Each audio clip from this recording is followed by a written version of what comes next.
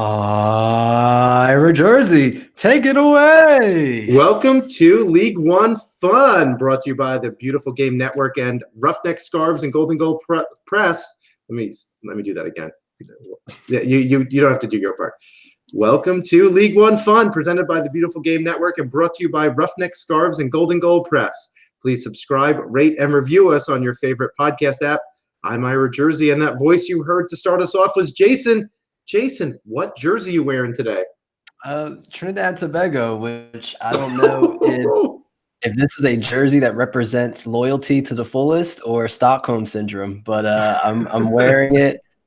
We drew with Guyana, which, considering we had a horrible Gold Cup, I'll take that, because the two things that I can never admit is that Guyana is better at soccer than us and that they make better roti. Those are two things I will never admit. So 1-1 draw is okay in my books, especially since we were down until like the 80th minute. So I was at the Gold Cup not so long ago, and Haiti used to be my second team just because I really liked Derek Etienne Jr. and really liked him. But I hung out with the Bermuda fans during the Bermuda-Nicaragua match, and those fans were awesome. The fact that they won their first game in a major tournament ever, a little 65,000 person island. I mean, Trenton, New Jersey has that many people, right? You can never tell if a Caribbean team is actually winning or losing the game if you're not looking at the score line, because if you look at the fans, it always looks like they're winning. So it's always fun partying with those guys. And I'll actually be at the quarterfinals in Philly this weekend. Yeah, that'll be a load of fun. I wish I had time to go, because it's not far from me either. So I'm actually today I'm wearing another one of my new scarves that I purchased. Okay. This one is the inaugural season of the Lansing Ignite, who were winners on the weekend as well. Light it up. So you've got Trinidad, I've got Lansing, but let's go to USL League One news. Got Nathan Lewis. There you go. So Pepe signs a homegrown deal. Jason yes, he did. Was that? It's almost like somebody called that last week. I don't know, but sometimes are true. Yeah, they might be.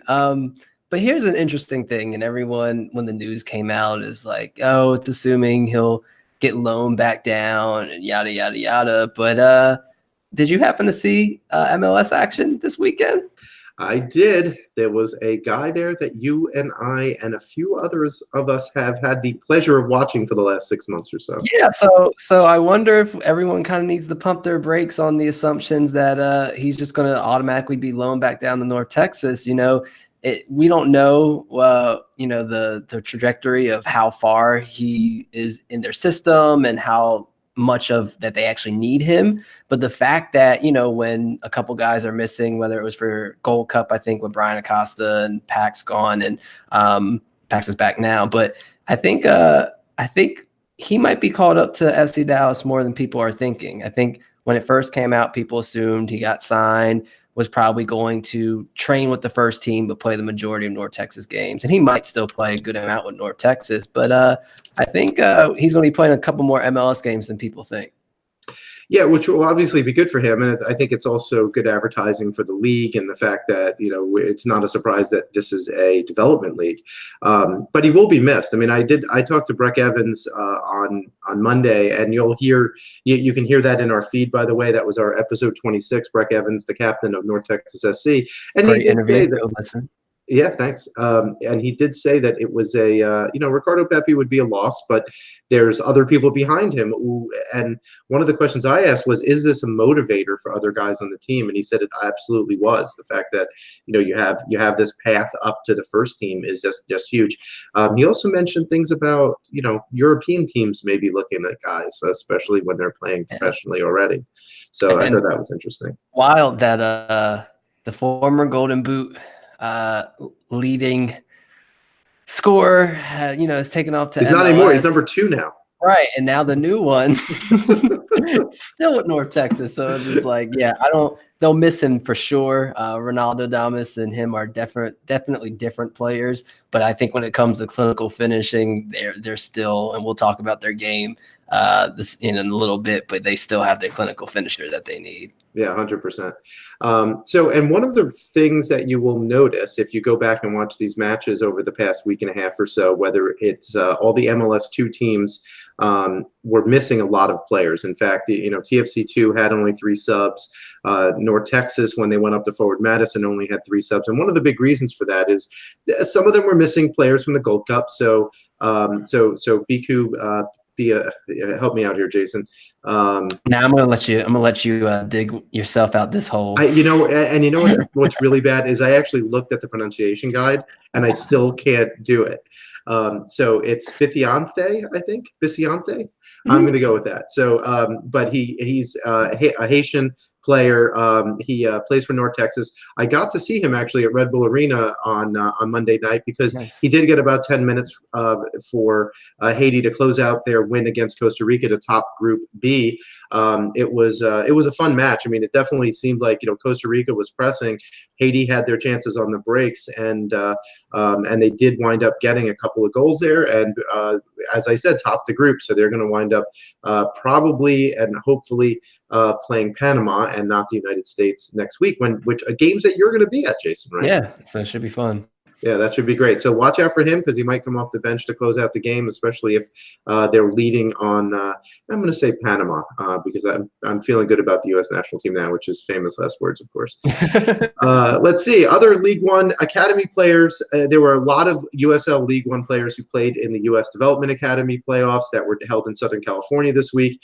So a lot of players. So some notables missing. So for TFC, Perusa. Their leading scorer. We know that he has been a clinical finisher, and when not finishing, he had a lot of assists. So in their comeback where they scored 3 goals against North Texas, remember, he didn't get on the score sheet, but he had 2 assists in that game, including the game-tying assist. So, but he scored 3 goals in his first 3 matches of the U19 group play. But then they got crushed 5-0 by NYCFC. So he didn't get on the score sheet there. He did play in that final match against NYCFC, but they just didn't have the legs. North Texas, as I mentioned, besides missing some players to the Gold Cup, they were also missing players, including David Rodriguez, who played for the North Texas, the FC Dallas U17s. He scored a couple in the group stage against the Whitecaps, and then he scored 2 more against Atlanta United's U17s, and he played 74 minutes against San Diego Surf. Anyway, they played really, really well. They're continuing to make that run toward the DA Cup. They had only 2 goals conceded, and one was a 9th-minute own goal in one of the games. So, quite a lot. Also, OCB missing a couple of players that, Jason, you and I have talked about in the show, Luke Granator and Moises Tablante. Both of them time somewhere. Yeah, right. Well, so both of them played. So some interesting things about this. So Luke Granator did have a game against Golden State, and then he also played in his other 2 group stage matches, but did not get on the score sheet. And Moises Tablante, his claim to fame in the whole tournament was he got a red card in the 90th minute in their loss to FC Golden State. In Orlando fashion, love it. Yeah, that's exactly what I thought as I was watching the end of that game. And then finally, Jason, and I don't know if you had a chance to see this, but in other USL League One news, Forward Madison didn't only beat North Texas this past week, but they also lost to an MLS side. You built that up, but yeah, they did, and I guess the irony of it is they lost to a player that is a loanee to them. So Mason Toy was the one who scored 2 goals against them. But an interesting note about that game, Danny Tenario played, and a lot of people, I hyped him up earlier this, in the preseason. Watched him play with Naples United last year, and easily carried that team on his back, was the most important player and one of the most important players in that Sunshine Conference. And, if he's back and scoring goals, Ford with already 3 amazing attacking passer, whatever position they want to play players, and then you put Danny in there, Ford might be ready to go on a nice little run, but we'll talk about them in a little bit. Yeah, and they have a few more home matches on and off as well. So unlike the beginning of the season when they were on the road for the first 5-6 weeks. They have a gruesome next upcoming, I think, 4 games, and then after that, like Tucson, the back end of their season, a lot of their games are at home. In that game as well, you had about 48. You had over 4,800 people in the stadium. It was a sellout. I think from what I saw, it might actually have been a slightly over capacity. So they might have gotten some lawn seats or something that. And when you were talking with Evans, what did he say about the atmosphere, playing there? Yeah, he said it was a great atmosphere. It was really, there were a lot of people there. I talked with Breck Evans about, what do you do after something like that? And he said, it was super quiet. I think that they were a little shell shocked, quite frankly, after that game. We'll get to that in a minute because that'll be the second or third game we talk about tonight. But let's start with Saturday's first match, which was, for my money, the probably the most exciting match of the week, not only because there were a lot of goals, but because of how open it was. And it was exciting in other ways, too, because the weather didn't help out very much. And somebody that's not from North Texas scored a hat trick. So it can be done, ladies and gentlemen. It can That's be right. done. Yeah. So Stephen Beatty, and if you don't know, did score a hat trick in this game. So that there's been 3 hat tricks in the first half of the USL League One season. But it was Chattanooga Red Wolves 3, the Greenville Triumph 2. It was if you watch this match on ESPN Plus and not live, it was really good because they didn't have 2 hours of just watching the rain fall on the pitch. But Stephen Beatty scored in the 19th minute. He then scored again in the 38th. Jake Keegan then scored 2 to tie it up in the 52nd and then 62nd minute. But Stephen Beatty took one in the 77th. Of these 5 goals, Jason, which one was your favorite? Ooh, that's a good one. So I think it was the second goal for Chattanooga because it was just an all-around beautiful play. And I posted a video on Twitter about it, but my thing, a very underrated part of being a defender, is that first pass when you either intercept the ball or when you win a one-on-one. And when you have a pass the way that Tony Walls passed it, it was beautiful. So Greenville was pressing and it was kind of working. Chattanooga seemed a little bit distraught by it. And then so Tony Walls flicks one up because Polek comes and intercepts it. It's in the air. He wins the one-on-one.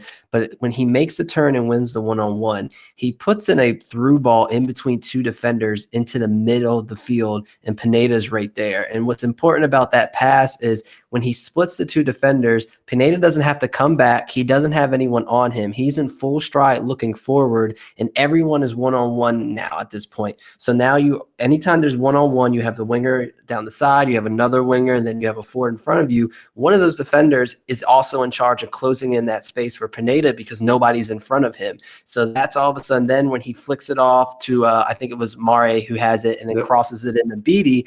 And it was Bolin in this instance who had to be the one to either close the space on Pineda, but also stay with Beatty.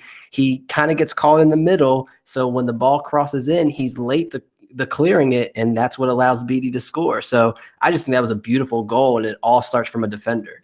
Yeah, I think in fairness, I think it was a great line splitting pass, like you said, into Pineda. I don't blame Bolin so much for this. I mean, the fact that he even got a foot on it, I think, was pretty good because he had to get in front of Beatty, who was making that far post run. And, quite frankly, he just gets unlucky, because Mari's pass was not quite pinpoint, but it was just behind him. So he actually had to turn around and try and hit it. And he got kind of unlucky that it didn't go up higher. And that I think he thought maybe if he gets anything on it, that Dallas J was going to come out and just and collect it. And Right. Dallas was laid off his line too. So I think there were a couple of unlucky things that happened there on the part of Greenville. But you can't take anything away from that entire play because, like you said, when the ball was in the middle of the pitch at Pineda, he found Mare on the run, and then Mare was able to one-time it because he had gotten him behind. I thought, obviously, a couple of these came off of set pieces. So Beatty's first goal actually came off of a corner kick. It was very nice set pieces. One of the things that was a theme this weekend, and this happened twice in this game, was covering the back post on set pieces. There were 3 goals directly from not having a guy on the back post during set pieces, and you know, the first, Beatty's first goal was like this, and then the second one was the third goal, the game-winning goal, because that also came from across from the right side.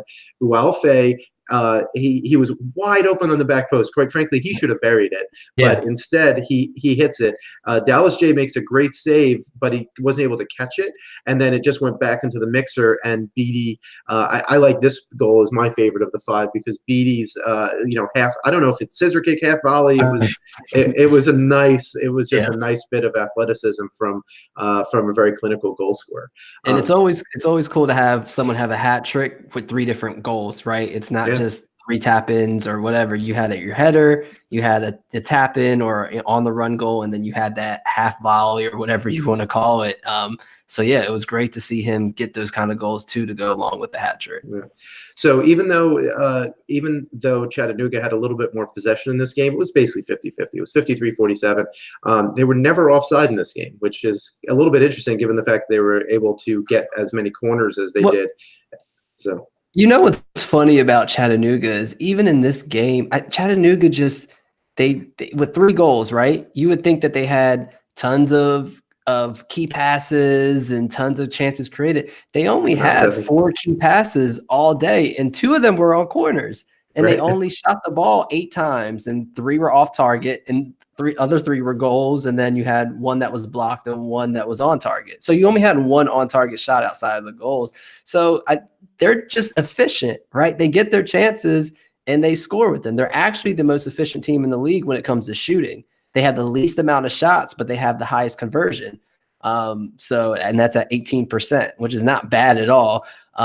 So it's interesting to see what Chattanooga does because, like you said, they're not a high-powered offense, and then they're not known for their, disciplined defense and keeping teams out. They're very good at taking their chances and, being efficient when they have them. But I do want to say, last 2 games, Chattanooga does look like an offensive powerhouse. They've scored in their last 2 games more goals than they have the 6 games prior to it.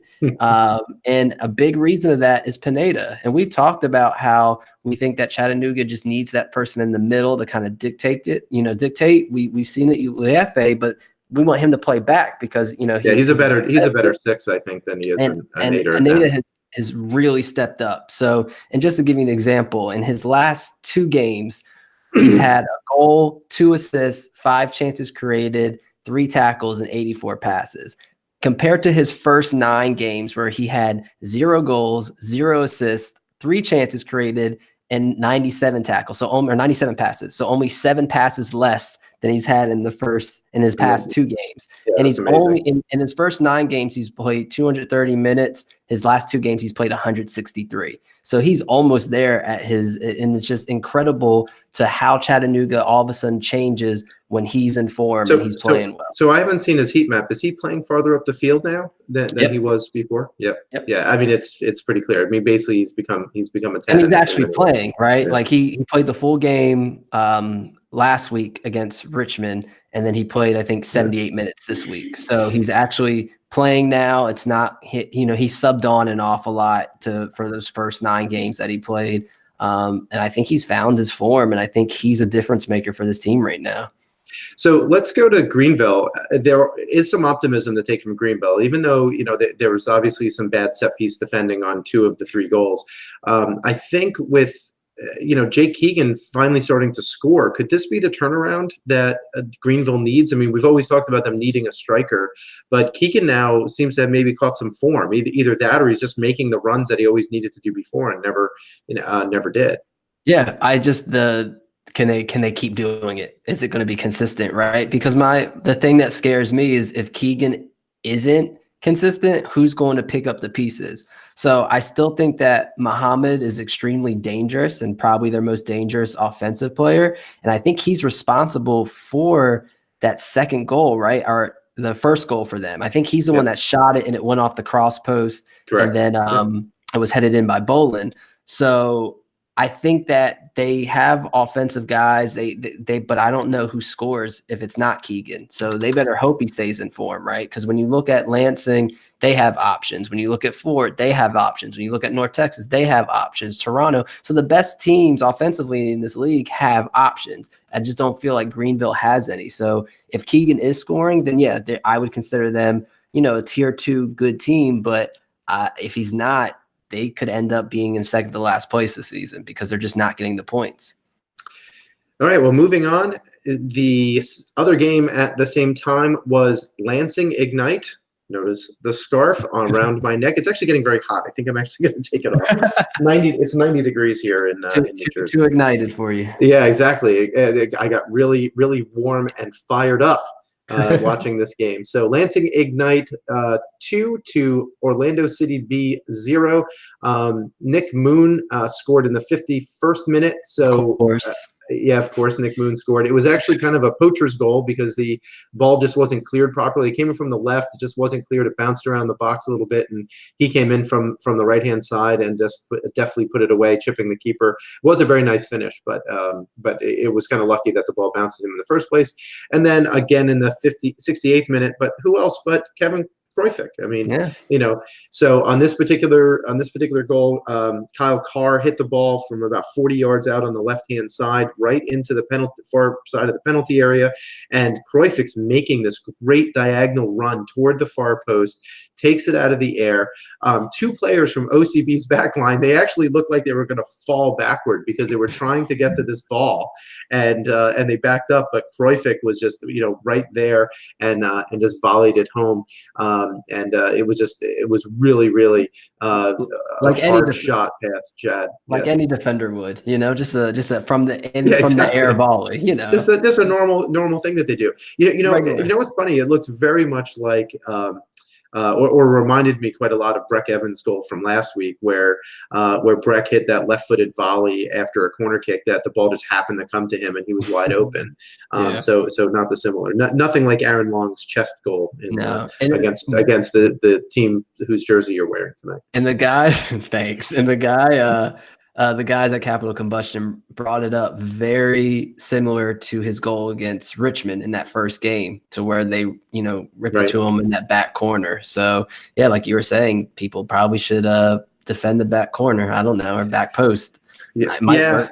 I mean, he lost his marker. I mean, I think people thought that he was going to stay at whoever was defending him. I don't remember who it was thinking that he was going to stay toward the top of the box to try and get a rebound or something else. But instead, he made that run, maybe knowing. I think this looked like something that had been practiced, where if Carr got the ball either on the left-hand side, that he was going to hit it far post, and that Kroifik should be making that far post run.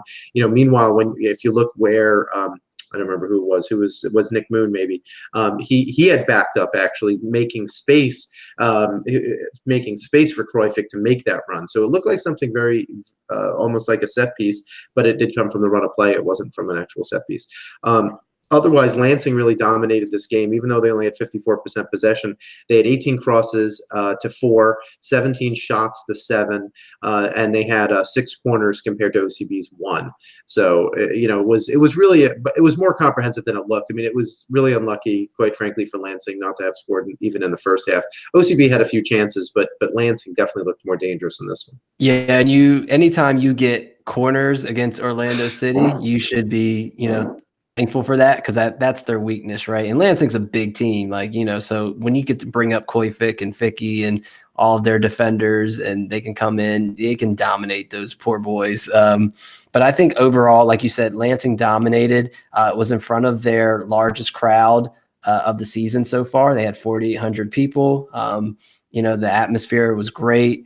Assembly line sounded great. And I keep trying to tell people, if Ian looks like he's in form, Celso is a difference maker. Oh, 100%. I'm gonna call out people because they're on their podcast saying, I think he's a super sub material. I don't think he should be starting. And then this week, all of a sudden, I hear, he needs to start because it takes him time to get into the game and all of that. But I'm not gonna hate, because as long as it's happening, when he scored that game last week, you can tell, it was just a chip off his shoulder. He felt that weight come off, and Now I hope that confidence keeps pushing him because he's consistently finding himself in one-on-one situations. He's consistently spreading the floor. I like to compare it to a center in basketball who can shoot threes. So you have to respect his speed. You have to respect his ability. So because of that, you have to go out there. You have to spend that attention to him. And anytime that a defensive mid has to deal with him, or a wing back or a left back is afraid to kind of commit going forward because they know, hey, if they counter, I'm not going to be able to keep up with him.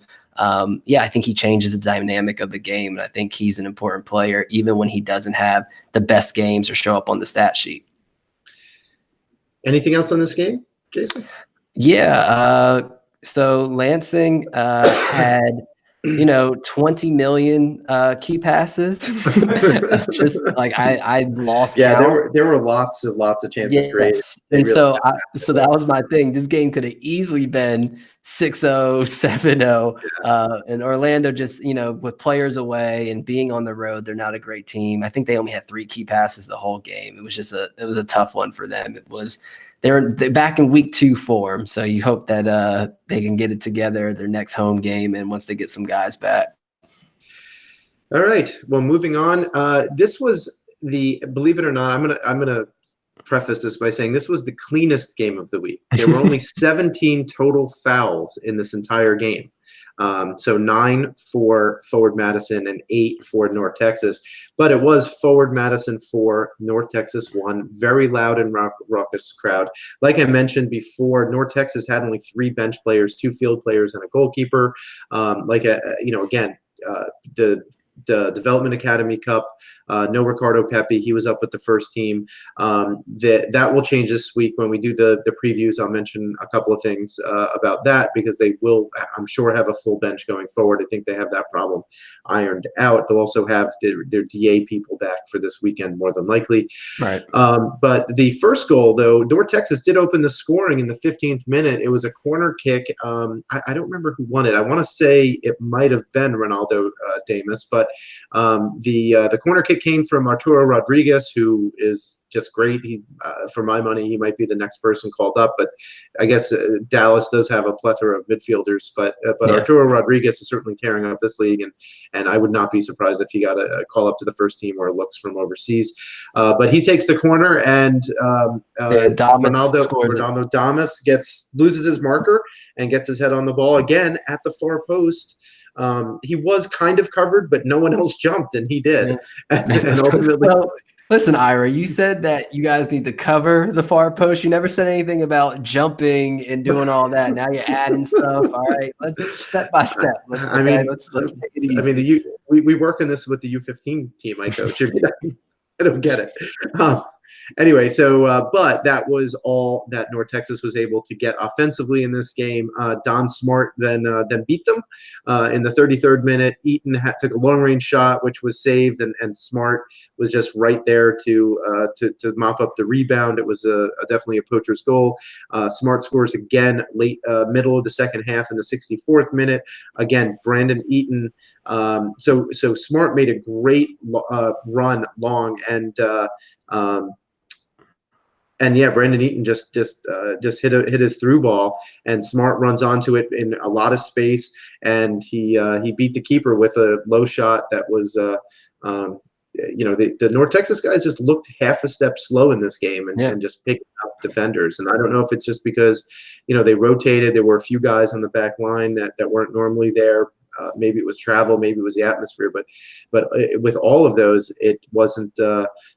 It was more poor defending, I think, than forward being as clinical as maybe they think. In the first half, I don't think that was the case. I think in the first half, North Texas looked really good, but when they came out in the second half, they just did not look like the normal second half. And in fairness, North Texas, Jason, they have let in a lot of goals. It just normally they score a lot, right? So. They've had a number of 2-3 results, for example, or 3-2 results.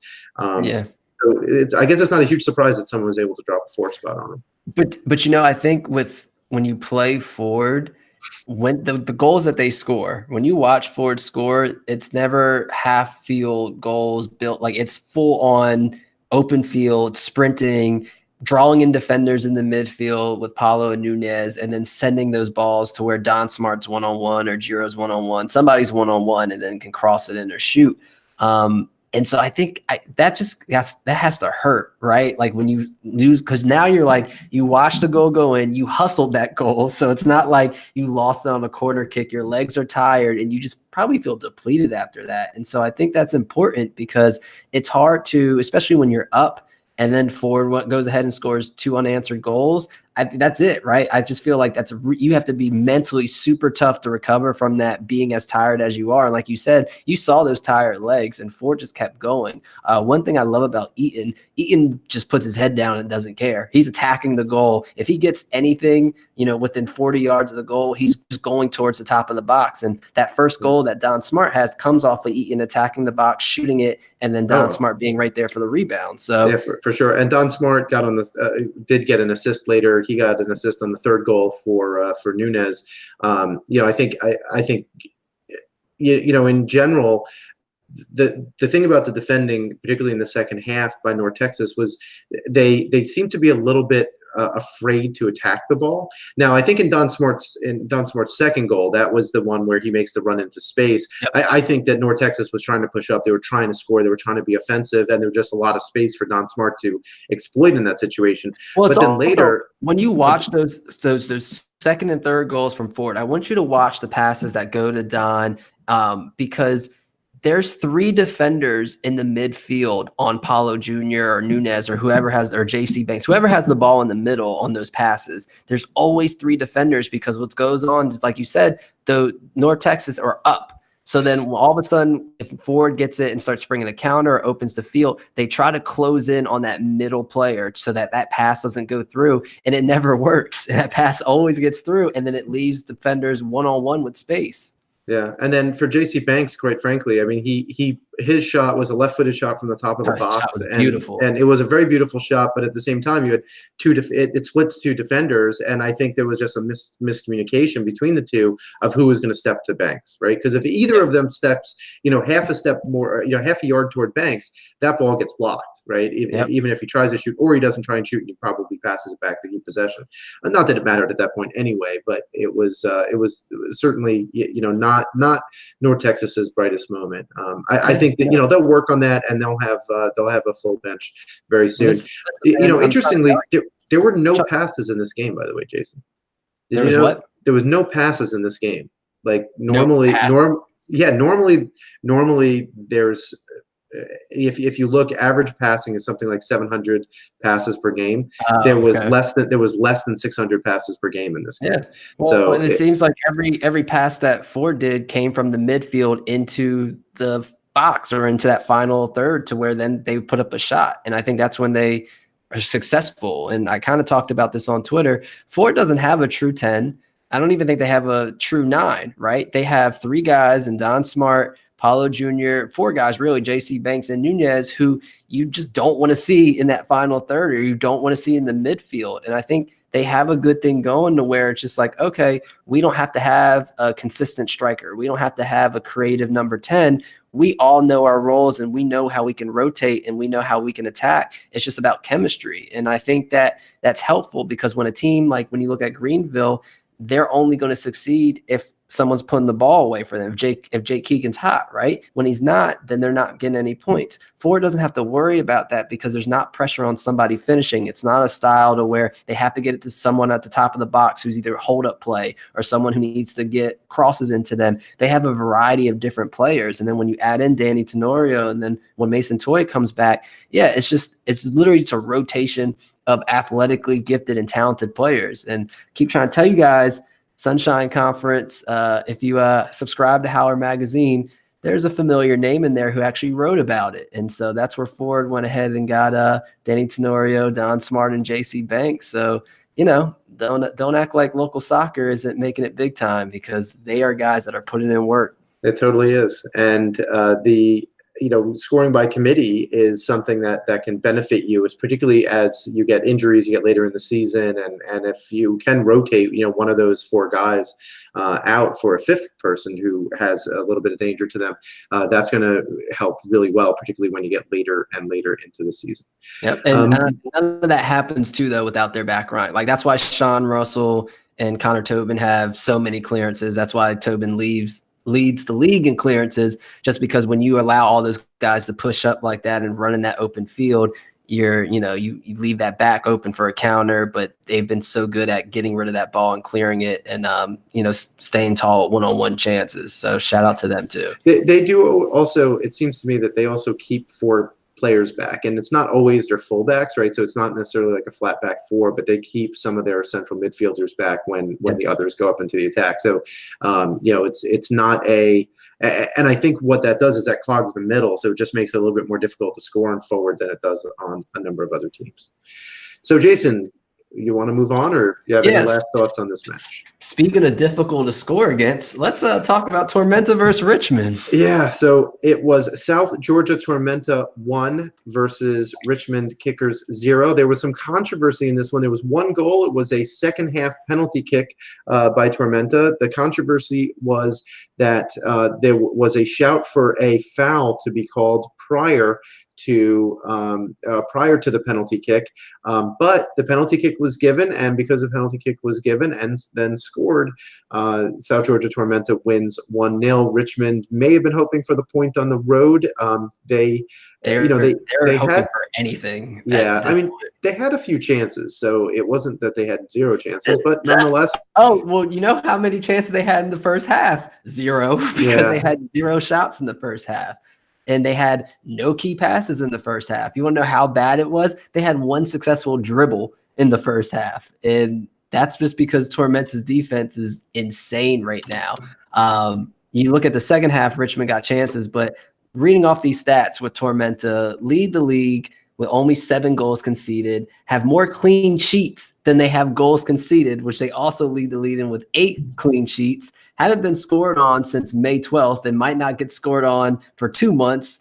They have the best tackle win rate, so they're winning in the midfield. And then they've allowed the least key passes in the box, and they faced the least amount of shots because of it. So it's not like Tormenta is just defending in the final third and doing well clearing. They're not even letting you get to their final third. They're winning the ball in the midfield. And what you watched against Richmond is Richmond was literally time wasting and passing in a triangle because Tormenta just sat there in Richmond's half and waited for them to make a mistake. And you can tell that Coach John Millaresi wants them to do that. He wants other teams to make a mistake. He's saying, hey, if our offense isn't putting as many goals as we want, let's go ahead and put it on the other team to make the mistakes, because we know we're disciplined defensively. And that's exactly what happened this game, right? So with Richmond, you can call a shout for a foul, but if it's not given, that doesn't give you the excuse to literally have you seen an NFL face mask? Because that's what that foul was, just without a helmet. It literally was Akwe twisted that man's head off. And so you can't do that. And I like playing Tormenta at home. I know Chattanooga's undefeated. I know North Texas is undefeated at home. But listen, I don't want to play Tormenta at home with that defense. So, Jason, I didn't have a chance to watch very much of this match, but did it feel like Richmond wasn't getting up to the attack? Because one of the things that mentioned on River City 93 that Elliot had brought up with the assistant coach of the Richmond Kickers was the fact that there was significantly more passes in the defensive half than there were in the offensive half, whereas Tormenta had about equal number of passes in both halves.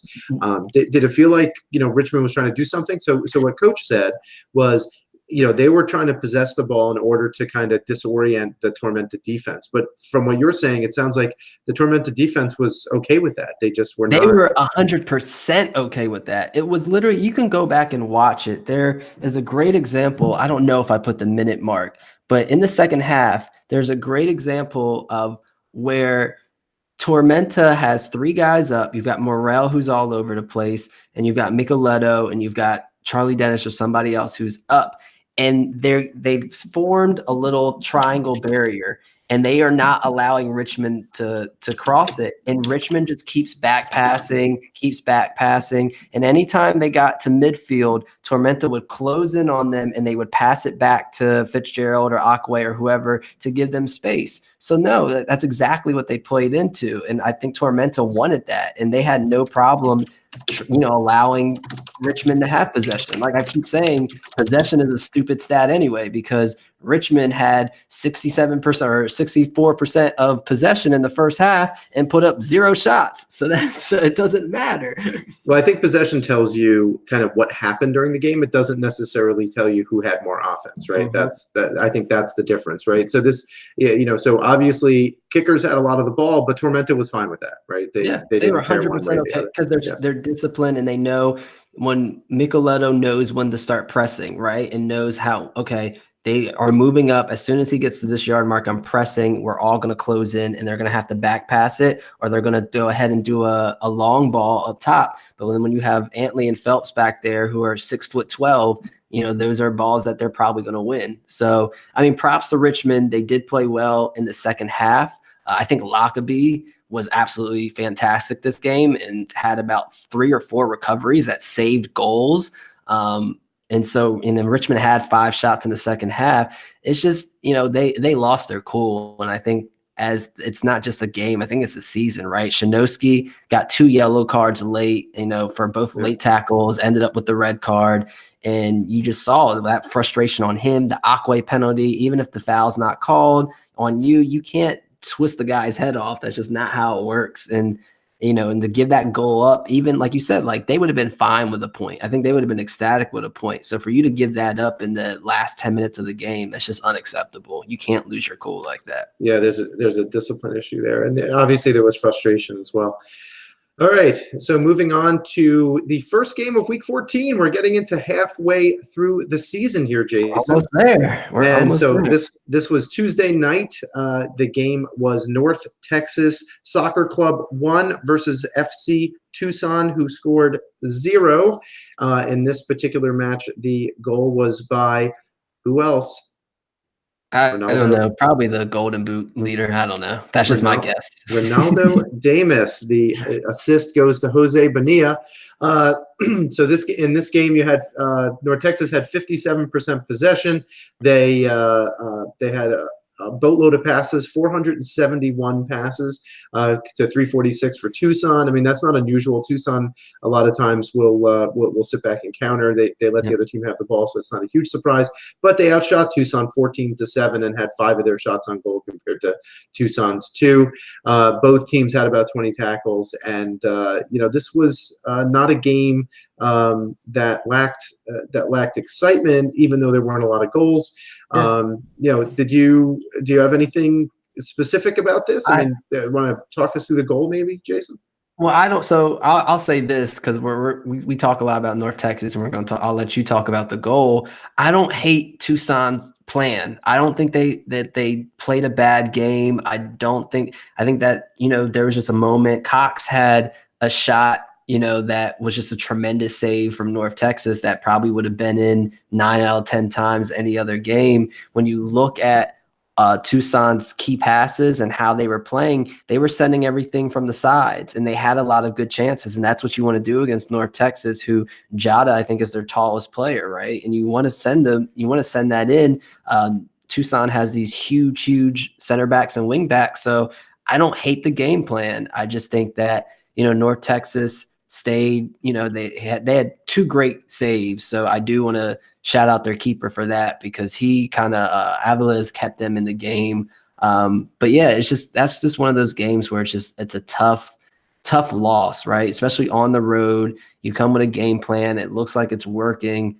But yeah, I just don't think that Tucson, I mean, like when you even look at the average positioning, North Texas, it's like Coleman was the highest up in the field, and he's nowhere close to the box, right? So it's not like Tucson defended horribly. It's not like they passed horribly. It's just bad luck. But so, Tucson, quite frankly, they needed a more clinical finish. I don't remember who it was, but early in the second half, or excuse me, Yep. early in the first half, there was a shot right from the penalty spot, point blank, and it was right at the And keeper. that's the name we haven't talked about with, Delgado, right? He was supposed to be that finisher for them. And, I don't know what's going on, but yeah, when we talk about teams, we talk about Greenville a lot. We talk about Richmond a lot, needing clinical finishers. Tucson might be up there too. That might be a game changer for them.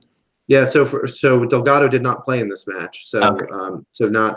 so obviously it wasn't his fault. But Jamga, who I spoke to last week on this show, he he had a good look on net. Actually, that might have been his shot. He had a couple of good looks on net, but again, they weren't clinical enough. This easily could have been 1-1, especially after that. So to talk you through North Texas's goal in this one, the ball came down the left-hand side all the way into the channel. It was then cut back, and it was Ronaldo Damas found it right at the top of the D, and just a great shot to the bottom right corner of the net. I hate saying that there's nothing a goalkeeper could do, because obviously there always is. I'm sure. Hey, as a goalkeeper, nah, I'm not gonna allow you to say that. There are times where there's nothing I can do. Well, this might have been. Accept This may have been one of them, yeah. And late in the game as well, North Texas did hit the post, and so they could have had a second. But this was not an unexciting game, but it was definitely one that North Texas probably deserved to win overall. It's funny because probably the most exciting play, if you go back and watch, in the 25th minute of the first half, Jongba runs down the sideline to save a ball that he has no business saving, and pretty much saves it by putting his leg out from the sideline to keep the ball in between the defender's leg, and then ends up, passing it into the box. Somebody heads it down, and then Cox has a volley, which is just a rocket. But like I said, tremendous goalkeeping from the North Texas keeper to keep that one out, because 9 out of 10 times, nobody's touching that. All right, so moving on to preview next week's matches. This is week 14. This will be the halfway point of the season. Someone asked if there was going to be an all-star game. What would it be? I think that's something we should do for next week, Jason. What do you think? I think that'd be a good one. Okay. While the fireworks are going off on July the 3rd, we'll be here discussing football, because that's what Jason and I do. Friday afternoon, I should say, another 4 p.m. game.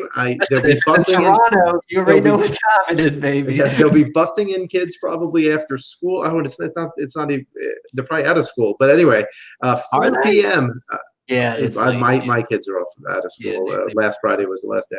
I know y'all Northerners go to school forever because it doesn't get warm until I was laughing at the Lansing guys who are like, when the weather starts being consistently warm. I was like, what? It's almost July. What are y'all talking about? Exactly. Well, it was hot today for sure up in the Northeast. So TFC2 plays Forward Madison at 4 p.m. in the afternoon on Friday. Then at 7:30 that night, you can see OCB playing Greenville Triumph. Then on Saturday, 7 p.m., you have the Chattanooga Red Wolves are hosting the Richmond Kickers, sans Connor Shanansky, who, as Jason mentioned, got a red card for 2 yellows this week. So, and then at 8 p.m. is North Texas is hosting Lansing Ignite at 8. North Texas this time. So let's talk about this a little bit, because you not only will have players coming back from the Development Academy Cup and playoffs, but you'll have 14 additional players in total, North Texas mentioned, including some people who I think are pretty important for North Texas, quite frankly, like Tanner Tessman, for example. He'll be back on the roster. Plus, 5 FC Dallas players are being loaned down to North Texas. So, hey, guys at Capital Combustion, I don't have a good feeling about this one. Yeah. Well, that's okay. They have super sub Celso, to come off the bench. So. Right. He'll be all right. And then week 15 next Wednesday. So this will actually occur after we record next week. But at 10 p.m. Eastern time, you have FC Tucson is hosting TFC 2. So who stood out this weekend, Jason, for your team of the week? Anyone not make the team of the week that you think should have? Yeah, and you can't keep putting you can't have a whole team of one team on team of the week. But I thought defensively, Connor Doyle was so important for his team. 6 tackles, 2 clearances, 3 interceptions, winning 15 of his 21 duels, and then winning 7 of his 10 aerial duels. He's an important hustler, right? One of those players that just gives all he can, doesn't necessarily see the results on the stat sheet. But defensively, I don't think that Chattanooga can be in the position that they're in with that offense if he's not putting in that work, right? So for Pineda and UFA to move up, Doyle kind of has to come back, and you've seen him go back a little more and start winning those balls in the midfield. And I think he definitely deserves a shout. I think he was an incredible player. But I did like that Team of the Week featured Serta. Let's get those defensive mids some love. He's been consistent all year, so I did like that. So shout out to Serta. But it's once again a 3-4-3 that I probably, or like a 3-1-3-3 maybe. Like if you were really to line up that one, I'm not sure. Listen, I'm not sure it's a line. Lineups don't even matter, bro. Like, everyone says that, and then I notice, everyone says, "Oh, it's a team of the week." I guess I don't know.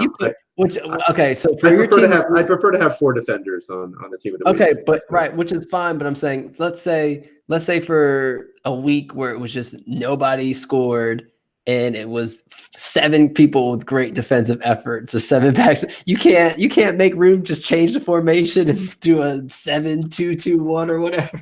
Yeah. Okay, I see your point, but no. I guess otherwise you force guys onto the team like last week who literally had 5 passes in the whole game, and that's no knock to Pineda because he's been the game changer for Chattanooga. But yeah, you can't. How do you justify being team of the week with 5 passes? So let's but let's say this. Let's say for our all-star team, how about we do a 4-3-3 formation with a D mid and 2 10s maybe, and then 2 wingers and a striker, and then we can have a bench maybe with 7 subs. That's fine, I guess. All right. But because you just want a whole bunch of midfielders? Absolutely, yeah. Like strikers are pointless. The best team. I don't know if you have Stephen Beatty and Arturo Rodriguez. Yeah, but they're not even. That's what I'm saying. Like Beatty, Rodriguez, all the forward guys. The only striker that's clinically consistent every week is Damas or whoever's playing for North Texas, let's just say, right? Like even with Lansing, they're finding success on the wings, or their center backs are out here volleying shots. And then when you look at Tormenta, same thing with FC Tucson. Yeah, Tormenta, Alex Morel plays more like a moving midfielder as he is a striker because he's consistently all over the field and pressing, and they rely on Micheletto and Coutinho and Charlie Dennis and them to score, not necessarily having somebody up top that's always scoring. So that's fair. Strikers don't matter. That's the hot take of the week. So for my money, I think if Stephen Beatty gets a brace and not a hat trick, that he's not the player of the week, and Don Smart is. I like it. I will leave that there. Well, 2 goals and an assist trumps 2 goals. I guess. And that's, if you go back and look at the games that Florida played well, Don Smart was probably the player of the match of all those games, right? Yeah, I would. Yeah, pretty close. And if not for him, it's someone on the back line who saved a bunch of goals, right? Yep. So, when he combines with Paolo Jr., their attack is pretty big. Yeah. They spread the field a lot. Like I know we're kind of a little bit off topic here, but the thing with forwards attack that I've noticed, it's basically when you get to the middle of the field, those 2 guys pull really, really wide and then make these bending runs in behind that I think surprise people, particularly teams that press up their other fullback. So there's just tons of space for them to run into. Yep. And Don Smart did it twice, right? Don Smart did it twice against North Texas, and you have to be ready for that. And Giro and Carter Manley do it too when they overlap, right? Ford just spreads you. And that's why I was saying all their goals come from open field, just sprinting goals because they spread the field so much. They have all that space. And so what teams are trying to do is, okay, we're not going to be able to keep up. There's too much space. Let's just try to cut off that middle pass. But Paulo and Nunez are just too talented. Just doesn't work. Yeah, I think sometimes it'll be interesting to see when they play against some of the teams that possess a little more. Like, I mean, I know that they played these teams already, but when they play Richmond again or they play Chattanooga, who tend to possess the ball more, they might actually have a harder time because there won't be that amount of space on the field, right? I agree. So that'll be pretty interesting to watch. You know what else is going to be interesting though is when we're talking about the games of the preview, I do think that that TFC2 Madison game is going to be super fun. I think because Toronto kind of does it in the same way to where they like to have the open field, and Schaffelberg likes to just come through and Serbley. And so, yeah, that game I think is either going to be a very kind of hesitant 1-0, or we're looking at a 3-2, 3-3 game. I think that one's going to be a fun one. Yeah, it's TFC at home. It seems to be a lot of goals in those games. I'm telling you, it's the power of the kids. You should just have kids cheering you on. Have 508-year-olds screaming, and you'll do it. TFC also on Wednesday when they play FC Tucson, they'll be playing a short rest. Tucson will have a full week and a half rest, which I don't know if that's good or not for them. And Tucson's at home, right? Tucson's at home, yeah. So yeah, Tucson's I think it's good for, as long as it's $5 margarita night. I think that's good for them because that's apparently when Tucson is shining at its best. So someone actually asked me the other day, "Is this the longest trip, by the way, in all of?"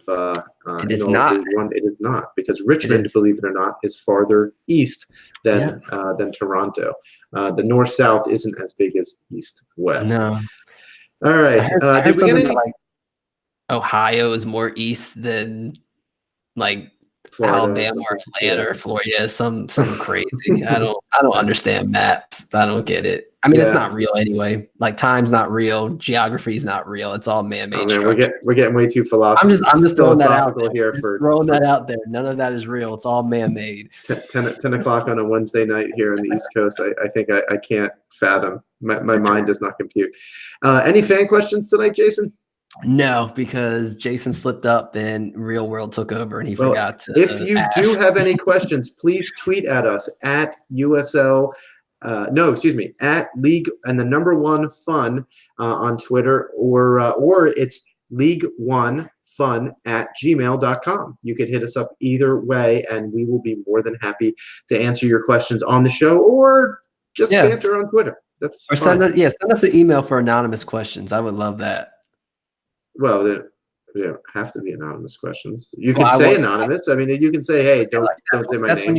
That's when you get the. I think we have one right now. It says, "Why is Alex Menjels the best goalkeeper in the league?" Wow, what a great question. Because he definitely is. And for the people on Twitter that's been fighting me on it, you're wrong. He's the best keeper in the league right now.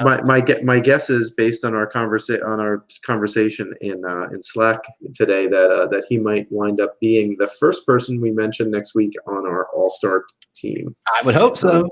But we'll have a goalkeeper on the bench too. So we'll bring 2. They each pay a half, right? So yeah. So Jason, yes, where can people connect with you? You can send that anonymous email to us, or you can connect with me at Home Sweet Soccer. I can be found at Ira Jersey on Twitter. Thank you for listening. Please rate and review us wherever you get your podcasts, and check out bgn.fm and for all the other great soccer podcasts and written content covering USL League One, USL Championship, USL League Two, NWSL, MLS, and more, including, by the way, Jason, changes to the laws of the game. They were, I actually finished my D license for U.S. soccer coaching license, and there was a question about what are all the new laws of the game, and I was able just to email that quick summary to all of my class, and they all appreciated it. Look at you. All kinds of stuff out there, and great tactical analysis for a lot of League One teams from writers locally or from Jason and I when we can find the time to write about it, which I hope to do relatively soon. It's tough because time's not real. Also, thanks to our sponsor, Golden Goal Press, the best choice to get your customs shirts, hats, mugs, and other items for yourself or your organization. Check out their amazing products at a fraction of the price of other places at goldengoalpress.com. And thanks to Roughneck Scarves, the official scarf supplier of Major League Soccer, United Soccer Leagues, and U.S. Soccer. Get custom scarves for your group or team at roughneckscarves.com. Jason, until next week. Until next week. Good night, everyone.